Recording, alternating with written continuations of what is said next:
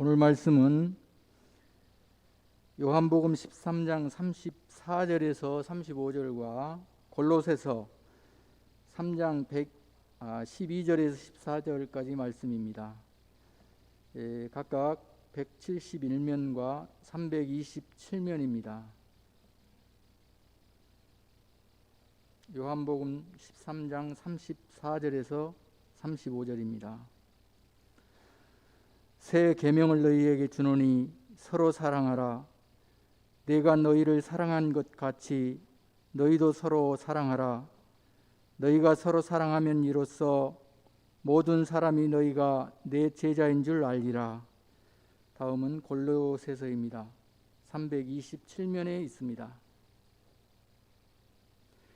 그러므로 너희는 하나님이 택하사 거룩하고 사랑받는 자처럼 긍휼과 자비와 겸손과 온유와 오래 참음을 옷 입고 누가 누구에게 불만이 있거든 서로 용납하여 피차 용서하되 주께서 너희를 용서하신 것 같이 너희도 그리하고 이 모든 것 위에 사랑을 더하라.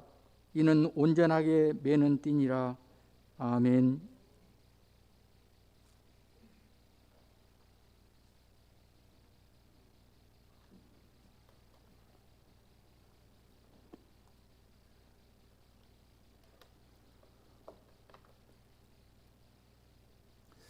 우리 교회는 1:1 제자 양육에 강점이 있는 교회입니다. 금년부터는 이전에 쓰던 교재를 바꿔서 풍성한 삶의 초대, 풍성한 삶의 첫걸음, 풍성한 삶의 기초라는 과정으로 진행하고 있습니다. 보면 먼저 풍성한 삶의 초대가 있고 이제 복음을 받아들여야 되실 분, 그리고 풍성한 삶의 첫걸음이 있습니다. 기존 성도라도 하나님과 인격적인 이런 신앙을 새롭게 세우기 위해서 하는, 그리고 하나님 나라 복음을 이해하는 첫걸음이 있습니다. 그리고 풍성한 삶의 기초는 베이직을 말한 거 아니고 파운데이션, 삶의 토대를 말합니다. 우리가 집을 세우려면 토대가 명확해야 되죠. 그래서 이 과정을 우리가 진행하고 있는데요,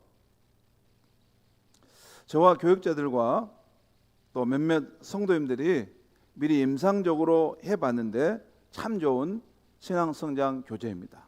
이거 하면서 제 자신의 신앙이 인격적인 그런 신앙으로 점점 변화되어 가고 세워져 가는 것이 제가 누리는 가장 큰 복입니다.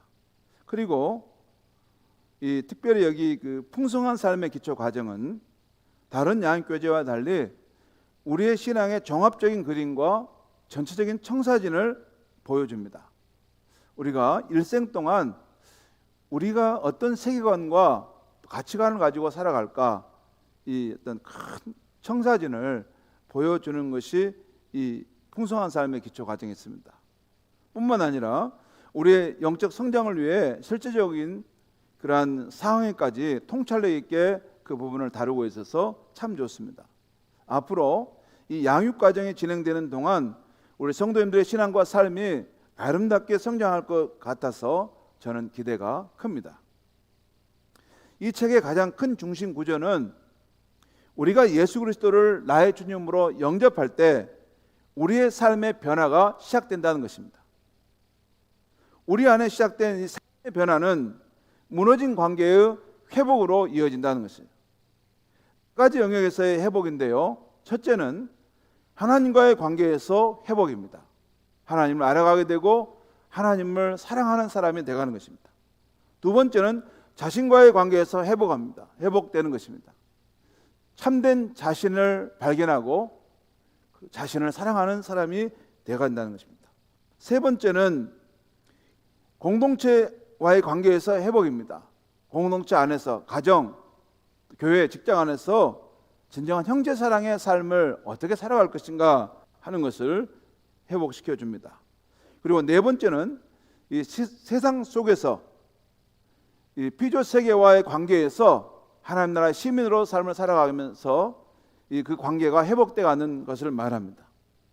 이 책이 강조하는 것은 그리스도의 다스림을 받는 크리스찬의 삶이란 일생 동안 이 네 가지 관계의 영역에서 하나님과의 관계, 참된 자신과의 관계, 공동체와의 관계, 하나님의 피조하신 세상 속에서 우리가 회복되어 가는 삶을 산다는 것입니다. 그리고 그 삶은 한마디로 말씀하면 하나님의 나라와 그의 의가 우리의 삶에 이루어져 가는 삶인 것입니다. 제가 이 중심 주제를 제 나름대로 제 해석에서 말씀을 전하고 있는데요. 2주 전에 주일 예배 시간에 우리는 예수 그리스도의 다스림을 믿는 공동체 안에 꼭 필요한 형제 사랑에 대한 말씀을 드렸습니다. 성경적 사랑이란 희생적 사랑, 진실한 사랑, 구주적 사랑이어야 한다는 말씀을 드렸습니다. 오늘은 이 성경적 공동체에 필요한 또 다른 주제인 서로 용납하고 용서하는 삶에 대해서 말씀을 드리려고 합니다. 먼저 용납과 용서는 조금 차이가 있는 말임을 알 필요가 있습니다.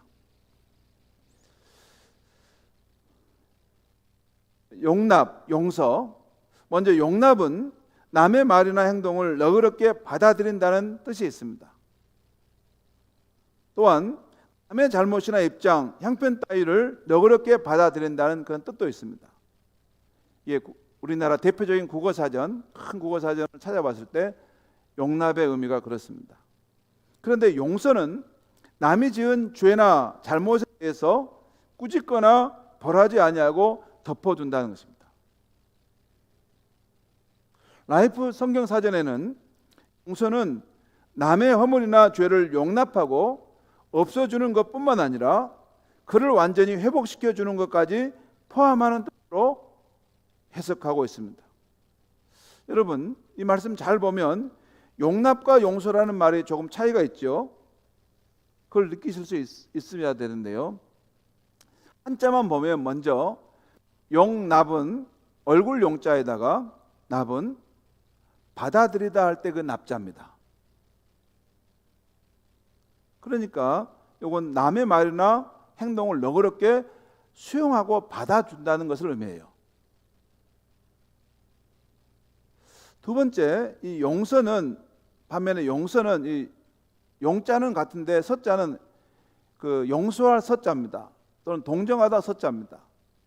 그래서 보면 남이 지은 죄나 잘못한 일에 대해서 그걸 벌하지 않는다는 거예요. 좀 차이가 있죠. 용납은 그냥 남의 행동이나 말에 대해서 너그럽게 이걸 수용하고 그걸 받아준다는 그런 의미라면, 용서는 분명하게 남이 내게 지은 죄, 잘못한 것에 대해서 내가 거기다 책임을 묻지 않고 거기다 벌을 요청하지 않는다는 것입니다. 다르죠. 그러니까 이 용납과 용서란 말을 잘 살펴보면 용납이라는 말이 용서라는 말보다 더 큰 뜻의 말임을 알 수 있어요. 이런 마음을 열어서 그 사람을 너그럽게 수용하고 받아주는다는 것이에요. 그리고 이 용납이라는 개념 안에 그 안에 들어가면 어떤 사람이 내게 잘못한 거 또 죄를 지었을 때 그걸 벌하지 않는 보다 작은 용서라는 것이 그 안에 있는 것입니다. 이것이 여러분 이해가 되십니까? 예, 용납은 사람을 이렇게 품어주고 이렇게 나와 달라도 좀 부족해도 그것을 너그러이 이해해 주는 것이고, 용서는 내게 구체적인 죄, 잘못을 향한 것이 있어요. 내가 정말 상처를 입은 것이 있습니다. 거기에 대해서 벌을 줘야 되고 책임을 물어야 되는 거예요. 예, 그럴 때 그것을 사면해 주는 것이 용서입니다. 예를 들어서 이런 거 있죠. 우리가 사람들을 볼 때 이렇게 쭉 만날 때 다른 사람이 내게 불편함을 주는 사람이 있을 수 있습니다. 근데 그 이유는 두 가지예요. 저 사람이 내게 말로 행동으로 분명한 상처를 주고 내게 상해를 입혔기 때문에 불평하는 사람이 있어요. 그런 사람은 내가 용서를 해줘야만이 문제가 풀어집니다. 그런데 저 사람이 내게 불편한데 내한테 큰 상처를 주거나 큰 잘못을 한 것은 아니에요. 근데 나와 어떤 좀 차이가 있는 거예요. 다른 거예요. 어떤 뭘 생각하는 거라든가 말하는 거라든가 뭐 이렇게 추구하는 정신도 내가 별로 마음에 안 드는 것을 저분은 가는 거예요. 그렇죠. 그럴 수 있죠. 이제 그런 사람의 경우는 내가 용서하는 것은 아닙니다.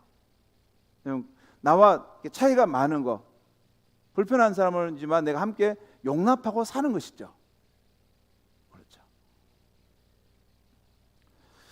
성경적 공동체의 삶의 삶과 관련해서 이 용납하고 용서해 주는 것이 다 중요합니다. 그런데 오늘 아침에는 특별히 남의 잘못, 형편을 너그러이 수용해 주는 용납의 중요성에 대해서 말씀하고 있어요.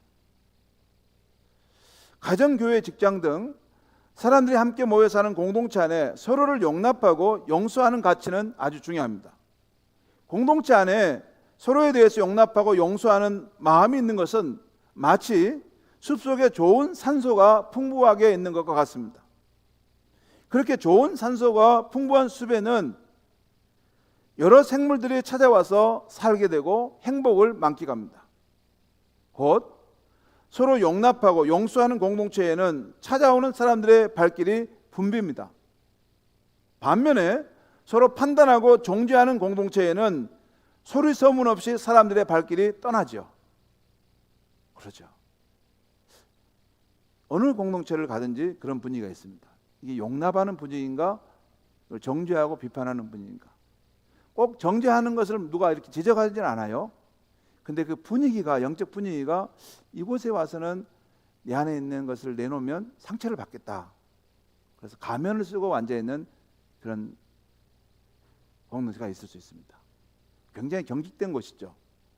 그건 성경적인 교회가 아닙니다. 그런 게 있을 수 있습니다. 그런데 이곳에 가면 아무리 내가 허물이 많더라도 나를 용납하고 품어줄 수 있겠구나. 그것은 굉장히 거기 하나님의 은혜가 흐르는 공동체라고 할 수 있죠. 이전에 부목사 생활할 때 경험한 일입니다. 한 집사님의 교족부에 보니까 그분의 딸의 이름이 있고 세례를 받은 흔적이 있어요. 그리고 교회에서 그리 멀지 않는 곳에 사시는데 주일 예배에 안 나오시는 것입니다. 그분이 그 안수 집사님 신실하신 분이었기 때문에 제가 가만히 왜 다른 교회에 안 나옵니까? 라고 한번 물어봤어요. 그랬더니 그 안수 집사님이 자기 딸이 교회에 안 나오게 된 이 안타까운 사연을 말씀해 주는 것입니다. 그 딸이 결혼했는데 어쩔 수 없는 사정으로 이혼하게 된 것입니다. 그래도 마음의 위로를 얻고자 교회를 잘 나왔습니다. 그런데 성도들이 그 집사님의 딸의 상황을 알고 주변에서 좋지 않는 말들을 수근수근 하는 겁니다. 그 말에 상처를 받고 그 다음부터는 그 교회를 나올 수가 없었다는 것이에요. 저는 그때 젊은 목사였기 때문에 그 말을 들을 때 마음이 너무 아팠습니다. 앞으로 내가 하는 교회는 절대 이렇게 돼서는 안 돼야 되겠다. 왜냐하면 교회는 세상에서 마음이 상하고 깨어진 사람이 의지할 곳이 없을 때 마지막 나오는 것이 교회인 것입니다. 그런데 그 교회에서조차 용납받지 못하면 어디 가서 위로를 얻을 수 있겠습니까? 이렇게 교회 안에 용납하는 분위기가 있느냐 없느냐는 아주 중요합니다. 이것은 여러분 우리가 주변에 이렇게 지역 주민에게 무슨 좀 선한 일을 하고 뭐 이렇게 뭘 주고 이런 정도가 아닙니다. 진짜 이 교회가 하나님의 사랑을 아는 교회라면 나와 다른 사람들, 허물 있는 사람을 얼마나 감싸주고 수용해 주느냐, 거기에 교회의 진실성이 담겨 있는 것입니다. 여러분, 사람은 누구나 어떻게 사는 것이 바른 삶인지 다 압니다. 다 알아요, 마음에. 하지만 어쩔 수 없이 그렇게 되지 않을 수 있는 것이 또한 이게 인생이지 않습니까? 그래서 우리는 그런 점을 서로 이해해 주어야 하는 것입니다. 그리고 우리 생각에는 실패한 인생처럼 보여도 주님의 손이 그 삶을 붙들고 있으면 얼마든지 더 멋진 인생을 살 수 있는 것입니다. 성경에 기록된 하나님의 그 은총의 역사를 보면 그런 이야기들이 무수하게 담겨 있습니다. 성경에 나오는 그 하나님 만난 사람들의 이야기가 실패한 이야기, 부족한 사람들이었는데 그들이 하나님의 능력과 은혜를 입어서 넘치는 인생을 살았다는 이야기가 성경에 나오지 않습니까? 자, 그러면 왜 우리가 공동체 안에서 서로를 용납하고 용서해 줘야 하는 것입니까? 세 가지 정도인데요. 첫째는 우리 역시 남에게 잘못하고 부족한 행동을 많이 하고 살아왔기 때문입니다. 우리는 남의 잘못이나 허물을 비판하고 정죄하기 전에 항상 우리 자신은 어떤 사람인가를 살펴볼 필요가 있습니다. 예수님께서 말씀하시기를 왜 너는 너의 눈에 들보는 보지 못하고 남의 눈에 티만 보고 남을 비판하려 하느냐라고 말씀하셨어요. 너의 문제가 더 크다라는 말씀입니다.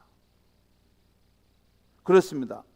오늘 말씀을 준비하면서 제 자신이 살아온 지난 날을 한번 돌아보았습니다. 그랬더니 제가 가장이라는 권위를 내세워서 아내와 아이들에게 잘못하고 부족하게 행동한 것이 참 많았음을 새삼 느끼게 되었습니다. 부끄러운 이야기지만 한 가지만 말씀드리면 제가 젊은 날 대구 비산동에서 살 때 아내에게 해주었던 결혼 폐물들을 전당포에 갖다 팔았던 적이 있습니다. 제가 그런 사람입니다. 갑자기 아무도 저를 이상한 눈으로 바라보시는데 제가 그런 사람이에요. 물론 아내에게 그 필요성을 설득해서 함께 갔고 그때 제 나름대로 우리 생활이 어렵기 때문에 그렇게밖에 할 수 없지 않느냐라고 했지만 제가 아내에게 너무 잘못하고 부족한 행동을 했다는 것을 그 후에 깨닫게 되었습니다. 나중에 제가 깨닫기는 했지만 결혼한 아내들은 사랑의 기념물이나 약속물을 아주 소중히 여긴다는 것인데 그때는 아플싸 어렸을 때도 제가 몰랐던 것입니다. 물론 결혼 경제 생활이 조금 나아졌을 때 다른 폐물을 아내에게 해주었습니다. 다시 뭐 이렇게 팔찌도 또 반지도 하나 또 해드렸습니다. 그래도 양이 안 찬다는 거예요. 왜냐하면 첫 추억의 약속물을 팔았으니 그것이 어떤 건데 그 여자의 마음을 모르고 그럴 수 있잖아요. 그래서 저는 항상 그 일만 생각하면 아내에게 미안한 마음뿐입니다. 할 말이 없습니다. 그 외에도 우리 성도님들에게 제가 잘못하고 부족한 행동을 한 것이 없을까? 지난 날을 생각해 보니 제가 미숙한 사람이어서 잘못하고 부족하게 행동한 것이 많았구나 하는 생각이 드는 것입니다. 처음에 제가 우리 교회에 부임해 왔을 때 어느 성도가 제 설교가 마음에 안 든다면서 떠나갔던 적이 있습니다. 그것을 생각할 때 제가 너무 미안한 마음이 드는 것입니다. 또 성도마다 신앙의 스타일과 성향이 다르기 때문에 저의 목회 방법이나 저와 같은 담임 목사가 불편한 성도도 있겠구나 하는 생각이 드는 것입니다. 제가 추구하는 목회 방법을 별로 원하지 않을 수 있는 것이죠. 그리고 저와 같은 담임 목사를 별로 마음에 불편하게 생각할 수도 있겠다라는 생각이 들었습니다. 사람이 다 같을 수가 없는 거죠. 그런 모든 분들에게 미안한 마음뿐입니다. 성도 여러분, 미안합니다. 제가 미안한 마음이 있습니다.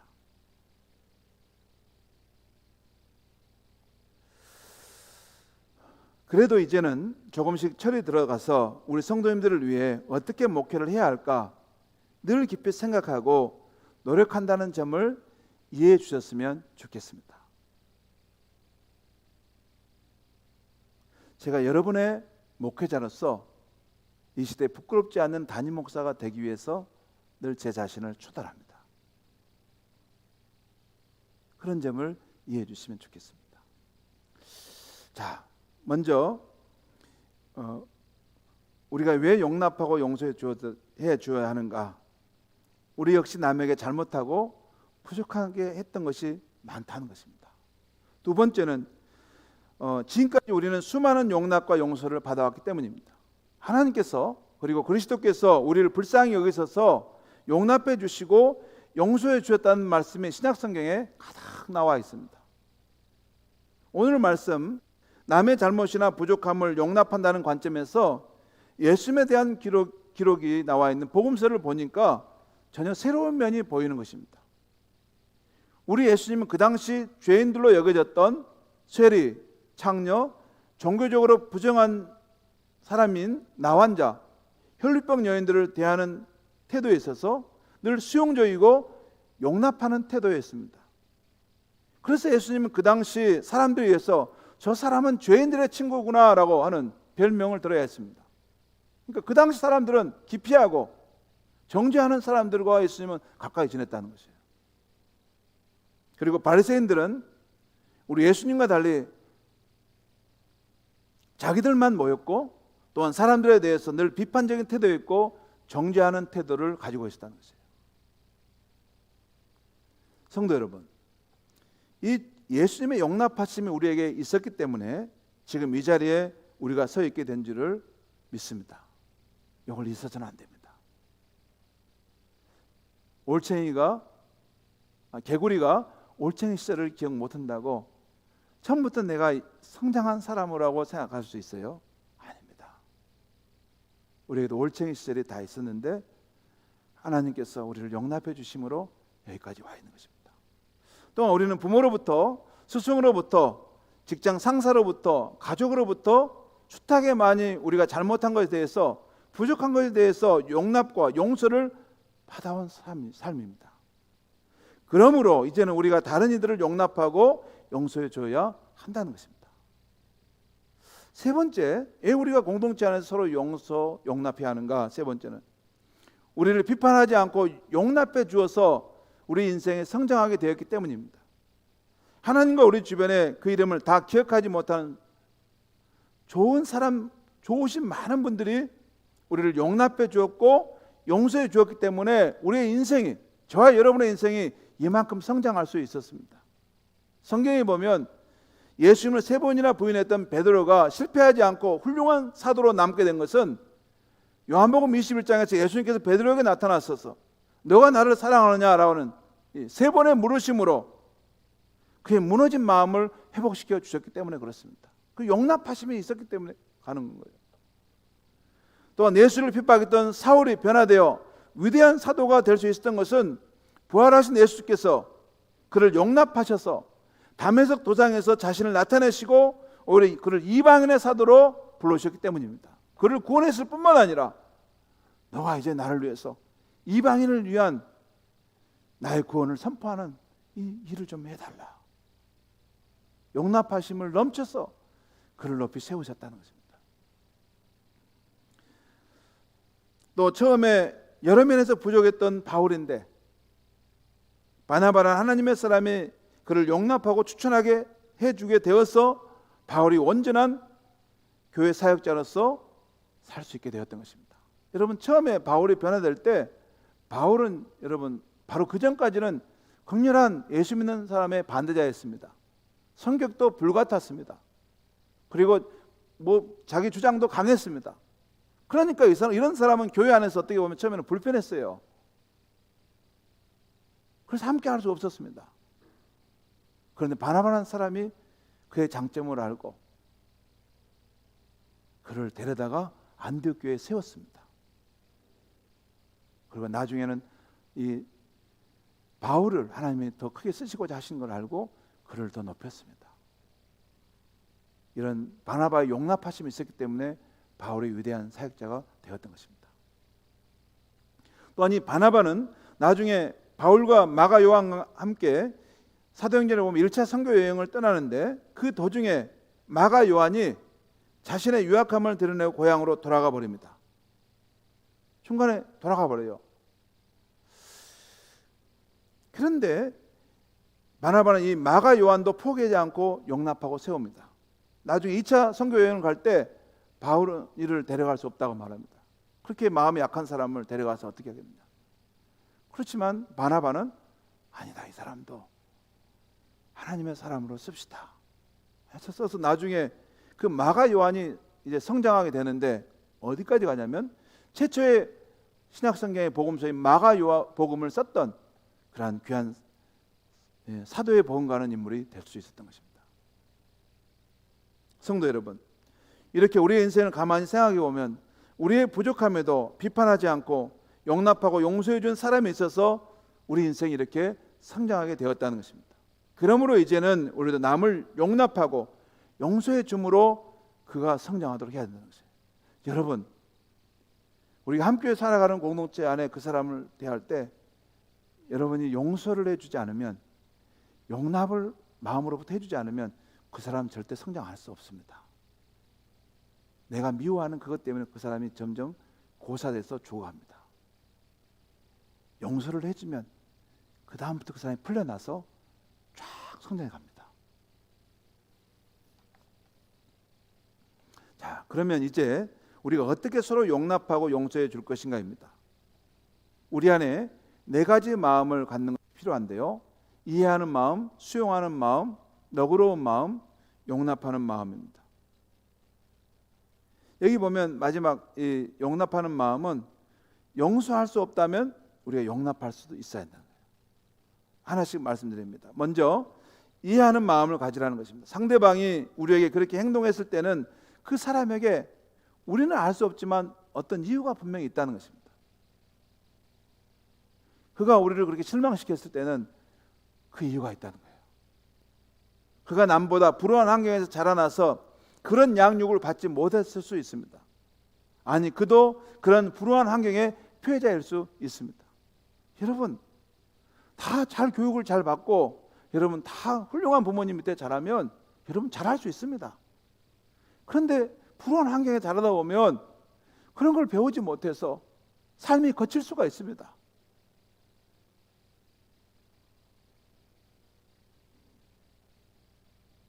그 사람도 피해자라고 할 수 있죠.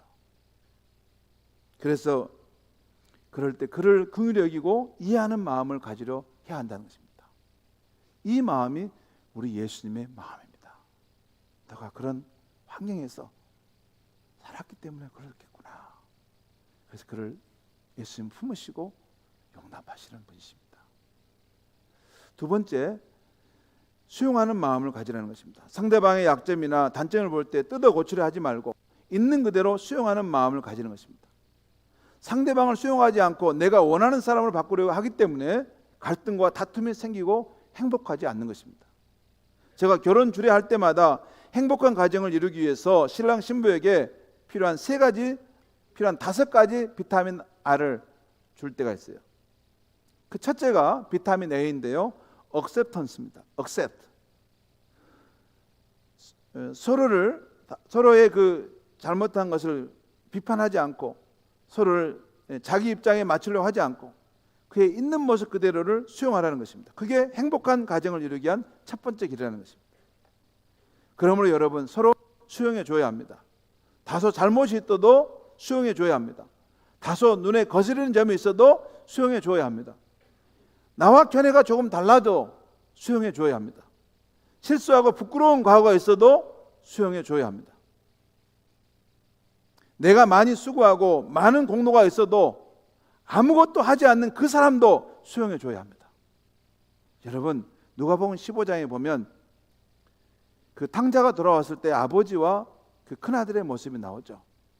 아버지는 전적으로 그를 수용해 주었습니다. 큰아들은 그를 수용해 줄 수 없었습니다. 왜? 내가 아버지 밑에서 내가 얼마나 수고를 하고 얼마나 애를 썼는데 쟤는 아버지 것을 가서 창기와 함께 그걸 탕진하고 썼다는 것이에요. 쟤는 아무 공로가 없다는 거예요. 아무 공로가 없는데 어떻게 저를 저렇게 잘 대해줄 수 있냐고 말이죠. 여러분, 하나님 아버지의 마음을 알게 되면 그럼에도 그를 수용해 줄 수 있는 것입니다. 이렇게 우리 교회는 더욱 너그럽게 용납하는 교회가 되어야 할 줄 믿습니다. 우리 자녀들도 부족할지라도 수용하고 용납해 줘야 합니다. 저는 믿음을 가진 사람으로 어떤 마음이 되면 용납, 용서하는가를 잠시 제가 말씀드리려고 합니다. 제 경험인데 먼저 두 가지인데, 하나는 내 생각에는 부족해 보여도 하나님께서 그들의 인생을 책임져 주실 것이라는 것을 믿게 되면 용납할 수 있습니다. 용납할 수 있어요. 두 번째는 그들도 잘 해보려고 하지만 잘 안 되는 상황이라는 것을 알게 되면 그를 용납해 줄 수 있어요. 제가 많은 사람들을 대하고 목회하면서 깨달은 것이 있습니다. 모든 사람은 저마다 인생의 짐을 다 지고 살고 있다는 것이에요. 다 자기 짐을 짐으로 힘듭니다. 남편은 남편대로, 아내는 아내대로, 시어머니는 시어머니대로, 며느리는 며느리대로. 이제 추석이 다가오는데 시어머니는 시어머니대로, 며느리는 며느리대로 힘든 겁니다. 사장은 사장대로, 직원은 직원대로 힘든 것입니다. 또 어른만이 아닙니다. 아이들도 초등학생, 중학생, 고등학생, 아니 유치원생도 다 저마다 자기 짐을 힘들게 지고 살아갑니다. 우리 옆에 사는 이문희 목사님 애들이 3명이 유치원생인데요. 아침마다 이게 노란 차가 와가지고 걔들을 실어갑니다. 근데 항상 갈 때 즐거운 마음으로 가는 거 아니에요. 어쩔 때는 막 떼를 쓰고 안 가려고 막 울어요. 왜 그럴까요? 유치원에 가면 거기 가면 힘듭니다. 왜냐하면 자기와 다른 성격의 아이하고 맞춰 살아야 되고 선생님 말 듣고 질서를 지켜야 되고 집에 있으면 엄마하고 있으면 너무 마음껏 자유로울 수 있는데 그 유치원에 가서 수고의 짐을 지는 거예요. 그리고 돌아올 때 애들이 정말 밝은 표정으로 오거든요. 왜 그럴까요? 오늘 하루 수고 끝났다. 끝났다. 이제 엄마 품으로. 그렇지 않습니까? 이렇게 다 저마다 자기 짐을 힘들게 지고 살아가는데 그런데 거기에 대고 왜 그것밖에 못하냐 하면 그 아이가 어떻게 살 수 있겠습니까? 우리 자녀들이 건강한 몸과 정신만 있어도 우리는 감사해야 하는 것입니다. 그리고 수용하는 마음과 관련해서 한 가지 더 말씀드리면 남이 나를 수용해 주는 것도 중요하지만 내가 나를 수용하고 용납해 주는 것도 매우 중요하다는 것입니다. 특별히 시험에 실패했거나 일이 잘 안 되었을 때 그럴 때 낙담하기가 쉽습니다. 나는 이제 아무것도 못하겠구나. 아닙니다. 그럴 때도 실패한 자신을 수용하고 용납해 주는 것입니다. 아니야, 나는 잘할 수 있어. 하나님이 나와 함께 하셔. 아직 끝나지 않았어 하는 마음을 갖고 다시 재기하는 것입니다. 왜? 그 마음이 하나님을 진짜 믿는 믿음이기 때문입니다. 또 우리가 용납하고 용서해 줘야 될 세 번째는 너그러운 마음을 가지라는 것입니다. 상대방이 잘못한 것이나 부족한 것이 내 안에 수용이 안 될 때 상대를 바꾸려고 하기보다는 내 마음을 넓히는 것이 더 유익하다는 것입니다. 여러분, 저와 여러분 한번 인생을 가만히 되돌아보세요. 가만히 되돌아보면 하나님께서는 우리가 인생을 살아오면서 우리 마음에 잘 맞는 사람만이 아니라 모관한 사람, 내 마음에 불편한 사람도 참 많이 만나게 했다는 것도 알게 될 것입니다. 왜 그렇게 하셨을까요? 우리를 사랑하시는데. 그 이유는 우리의 좁은 마음이 넓은 마음의 그릇이 되도록 하시기 위해서 그런 사람들을 보내신 것입니다. 100% 맞습니다. 여러분, 하나님이 그런 사람을 보내지 않으면 우리가 굉장히 좁은 자기 중심적인 삶을 살다 갑니다. 김동일 교수의 책에서 큰 유안이 되는 말을 제가 보았습니다. 청년에게 쓴 책인데요. 거기 보면 그분은 실망스러운 일이 생겼을 때 남을 원망하지 않는다는 것입니다. 그러면 자신만 더욱 괴로워진다는 것이죠. 그러면서 자신만의 이 실망스러운 상황을 극복하는 비결이 있는데 그런 일이나 그런 사람을 만나면 그럴 수도 있지. 세상 살다 보면 그럴 수도 있지. 생각해 버린다는 것입니다. 그 습관을 기르면 된다는 것입니다. 그럴 수도 있으니까 그런 일이 생긴 것 아니겠느냐라고 자기 마음을 그냥 흘려보내버린다는 것입니다. 그렇게 마음을 넓히는 것이 내 인생의 발전에 더 유익한 것입니다. 네 번째, 용납과 관련해서 우리가 또 생각할 수 있는 것은 용서는 할 수 없어도 용납하는 마음을 가지라는 것입니다. 성도 여러분, 아무리 그래도 용서가 안 되는 사람이 있을 수 있습니다. 그런 사람들은 우리에게 죄를 짓고도 깨닫지 못하거나 또는 완악해서 용서를 구하지 않는 사람입니다. 그러나 이렇게 용서가 안 되는 사람이 있을 때에도 용납하는 마음은 가져야 합니다. 왜냐하면 용서할 수 우리가 없을 때 그 고통을 당하는 사람은 바로 우리 자신이기 때문입니다. 왜냐하면 내가 하나님께 기도하려고 하는데 그 그 미워하는 그 사람의 얼굴이 내 머릿속에 이렇게 아른거리는 거예요. 그래서 주님은 우리 자신을 사랑하기 위해서, 사랑하시기 때문에 하시기에 너는 그를 용납함으로 그가 너의 마음에서 떠나게 하라 하신 것입니다. 예수님은 누가복음 6장 27절 28절에서 이런 말씀하셨습니다. 그러나 내가 이르노니 너희 원수를 사랑하며 너희를 미워하는 자를 선대하며 너희를 저주하는 자를 위하여 축복하며 너희를 모욕하는 자를 위하여 기도하라. 여기 보면 원수를 사랑하고 너를 미워하는 자를 선대하고 너를 모욕하는 자를 위해서 기도하라는 것이죠. 기도한다는 것은 초자연적인 하나님의 은혜와 능력을 우리가 얻는 거예요. 우리가 내게 상처를 주거나 잘못한 사람을 위해 기도하다 보면 성령 하나님께서 우리의 마음을 만져주시고 그것을 이길 수 있는 자유케 하시는 힘을 우리에게 주시는 것입니다. 사랑하는 성도 여러분, 우리가 서로 용납하고 용서하는 것이 중요하다는 것을 잘 알아도 이것을 실천하는 것은 쉽지 않습니다. 그래도 우리가 주님의 다스림을 받는 믿음의 사람이라면, 믿음의 공동체라면 다음 말씀들을 유념하고 지키려 해야 하는 것입니다.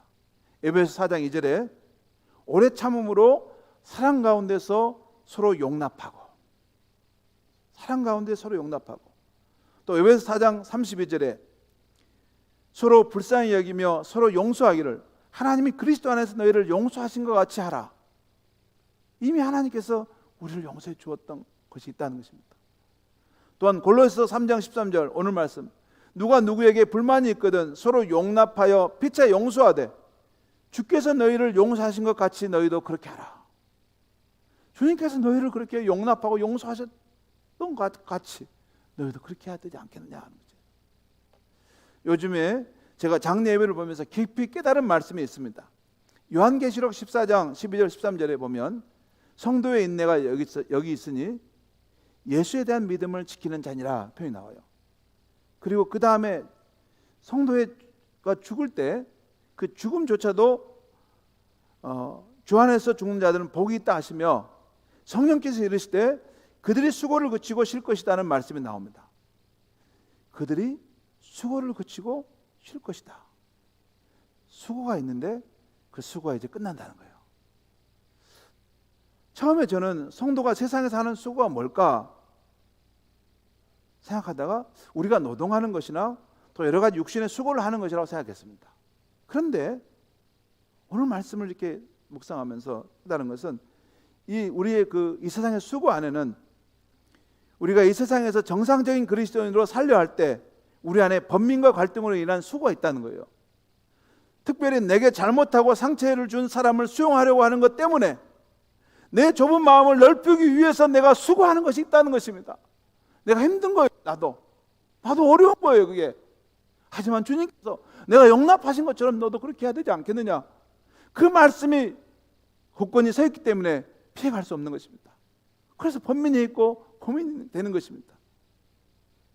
그런데 여러분, 놀라운 사실은 그 과정에서 내 안에 예수 그리스도의 모습이 이루어져 간다는 것입니다. 내 영혼은 더욱 고결한 영혼으로 성장해 간다는 것입니다. 그리고 내 영혼이 참으로 고결하게 준비되었을 때 하늘에서 나를 부른다는 것입니다. 이제 됐다. 이제 그만하면 충분히 됐다 하는 그 소리가 온다는 것입니다. 마치 우리 주 예수님께서 내가 다 이루었다 말씀하신 것처럼 말입니다. 그렇게 가장 고결한 영혼의 모습으로 준비되었을 때 주님이 우리를 부르신다는 것입니다. 이 고결한 영혼이 되기 위해서 가장 필요한 것이 내게 상처를 주고 내게 잘못한 사람을 내가 용납하고 용서해 주는 마음을 갖는 것입니다. 사랑하는 성도 여러분, 여러분이 이 세상 살 때 이 용납과 용서를 실천해서 우리의 가정과 교회와 직장이 주님이 다스리시는 천국이 되기를 바랍니다. 그리고 저와 여러분의 영혼이 가장 고결한 영혼의 모습으로 준비되어 주님 앞에 돌아갈 수 있기를 바랍니다. 기도하겠습니다. 하나님 아버지, 오늘 이 아침에 하나님의 사랑과 용납과 용서하심에 대한 말씀을 드렸습니다. 하나님께서 예수 그리스도 안에서 우리의 허물과 부족함, 우리의 죄악을 한없이 용납하시고 용서해 주셨습니다. 하나님 아버지, 우리가 예수 그리스도를 주로 믿는 공동체라면, 사람들이라면 예수님처럼 우리가 서로를 이해하고 서로를 수용하고 서로를 마음을 넓혀서 받아들일 수 있게 하여 주시옵소서.